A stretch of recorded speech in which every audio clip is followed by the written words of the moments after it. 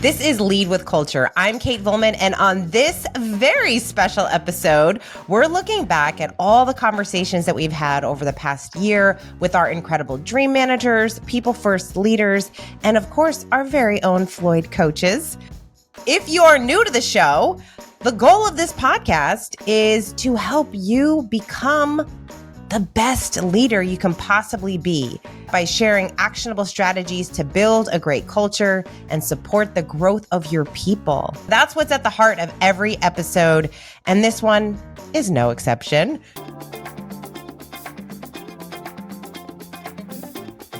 So let's start with focusing on becoming the best leader that you can be, because that's where it all begins. First, you're going to hear from our executive coach, Michelle Marquis, on developing your personal brand and why that's important when it comes to leadership. You know, personal brand, it's not always what you're doing or what you're saying. It's how you're acting. All eyes are on you as a leader. And that is a reflection. You're reflecting out your personal brand. So we always talk about, what is it right now? Like, what do you think your personal brand is right now? So many people, they can't really think about it. So I said, so here's what I want you to do. Ask a few of your very close friends separately to identify 3 to 5 characteristics that they would use to describe you, like what they think your personal brand is. It's an incredible exercise because of those 3 to 5 people, there's always 2 or 3 that are consistent across those 5. So that, whether you wanted it to be or not, that is your brand. That's your brand right now. And then how do you want to change that? Another great exercise for yourself, if you're really thinking about what your personal brand is today, is to look back at some of your old performance appraisal forms when you did get reviewed as an individual, and then see what are those key words, key phrases that keep coming out for you. Like when I look back at my own performance appraisals, it was always, Michelle gets it done. Michelle gets it done. That became like, again, whether I liked it or not, that's what I was doing. I was the person, if you wanted to get something done, no matter how busy Michelle is, she's the one that's going to get it done. So again, having them reflect back and finding those pieces is a great first step. So those 2 exercises, find out where you are, and then really think about, is that what I want it to be? Because you can create your brand. Or maybe you like what your brand is right now, but maybe you enhance it, or you want to make sure that you're demonstrating it. So one of the things that Matthew talks about when he talks about personal brand is you define it and then write it down. And then read it every day, and then do one thing every day that demonstrates your personal brand. Another thing to think about is, as a leader, are you demonstrating the core values of your company? Again, so you can have those in front of you as well and go check, check, check. Think about, again, what you're doing each and every day. Like Michelle said, personal brand isn't always what you're doing or saying. It's how you're acting. As a leader, how you act, it's a reflection on your personal brand. And so we need to be really intentional about what we're creating, because as we talked about in that episode, you are building a personal brand every day, whether you think you are or not. So becoming really intentional about how you want to be seen as a leader and what a great leader looks like to you is really important and absolutely worth taking some time to consider. That level of self-awareness is critical in leadership. And as my friend Scott Monty explains, staying informed and educated also plays a huge role. I don't care if you listen to audiobooks versus actually sit down and read a book, or if you just read long form articles on the web, or you subscribe to a lot of newsletters. The point is staying well informed and getting inspiration from ideas other than what your small bubble encompasses. As we open ourselves up to a great world around us, whether it's a world from 1,000 years ago or last week, it's about understanding and embracing other ideas and using those to inspire your own development in whatever way you think is appropriate. Not everybody needs to be Tony Robbins, or not everybody needs to be Seth Godin. But if you can take those and they spark an idea in your particular area of focus, then that's all that matters. And I think we need to encourage more of that. And this is part of the problem, that we don't have a lot of time for reflection. We don't have a lot of downtime. We're constantly being moved and pushed and distracted. And we need time to reflect on these things. And to me, when you sit down with a book or whatever other piece of reading material you have, and you take the time to reflect on what you've just read, that's what really matters. Change is constant, which means leaders need to embrace change and keep our minds open to new ideas and inspiration that surrounds us. This is how we grow, because we see that bigger future for ourselves. But what can be a little uncomfortable is the transition that it takes to actually get the change that we're looking for. And so we've got to get really comfortable being uncomfortable as a leader. This is how we grow. This is how we get better. So another important factor of leadership is vision, right? We follow those that have a very clearly defined mission that we are excited about, we want to belong to. We feel like, yes, I want to be part of that mission, because I believe that not only can I contribute to achieving that mission, but it's something that I'm excited about, it's something I'm passionate about, and I think that I can become a better version of myself by being part of this particular team and this mission. Our senior executive coach, Tony Ferraro, explains this perfectly right here. Energy is the currency of great companies, not time, not money. It's energy. Can you get everybody's energy focused on the right thing? Can you get everybody rowing the right way in the boat? If that's the case, there's exponential gains that can be made. But it all starts with having an understanding, a very clear mission. Like Tony said, getting everyone on board to row the boat in the right direction starts with getting people hooked on the mission. What can you do as a leader to push your people?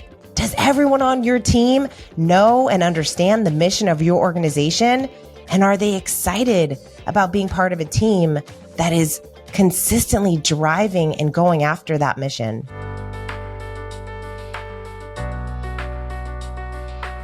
Okay, now we're going to change gears a little bit, because we're going to talk about building coaching cultures. But before I get ahead of myself, let's hear from Adam Smith as he explains why culture is the key to a successful future. And not only that, but if you don't build a strong culture, well, just listen. I think from a definition perspective, I view culture as a shared vision of the future. That includes what the future looks like, and it also includes those behaviors and those actions that are required to actually get to that future. And in terms of how important culture is, if you don't have that, particularly as you scale a business, it becomes more and more challenging to keep everyone moving in the same direction and really just to try to maintain efficiency and also maintain a cohesive group of employees that are working towards the future. Developing a dynamic culture will not only lead to success, but it will also leave a lasting impact on all of your people. Alex Sharp really proves that point in this clip.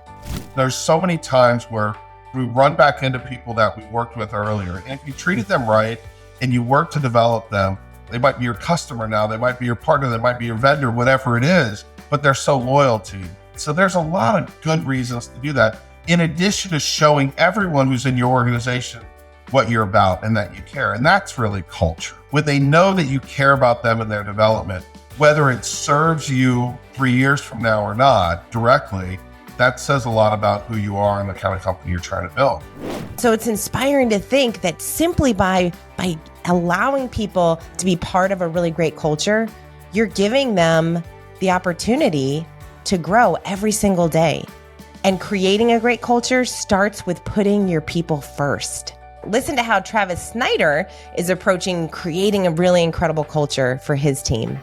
I was just talking to my supervisor, Hannah, the other day about people going through difficult things. And I think in the past, you were not supposed to bring those to work, right? You weren't supposed to be yourself at work. You had a work persona, and then you would go home and there's things you couldn't talk about, whether it's a health issue or divorce or just difficult life challenges, we want to welcome people to be able to be comfortable talking about those types of things and the difficult things as well as their dreams in these sessions. Obviously, everything is confidential, but we want people to feel comfortable being themselves.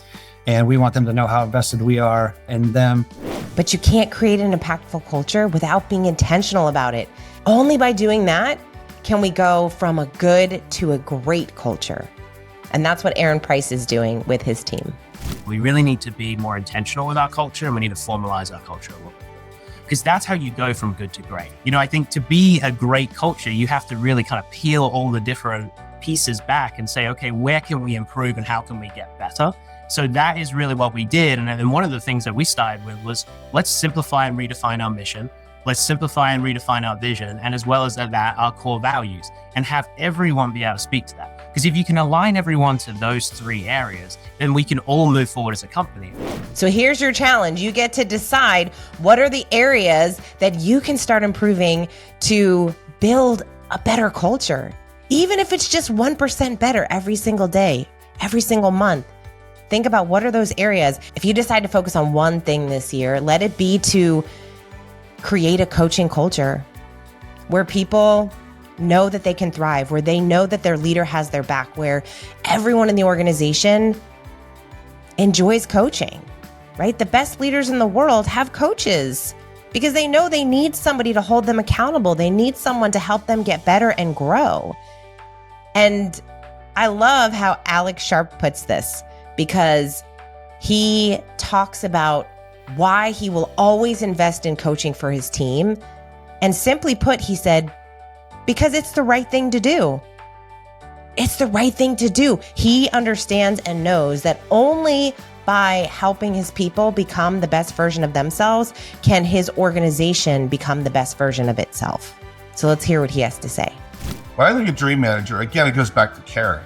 If you care enough to understand what your coworkers' dreams are, then you've made a connection that's deeper than most, and you can help guide them overall. How do we get there? A lot of times it's their work that's going to help them achieve their personal dreams. And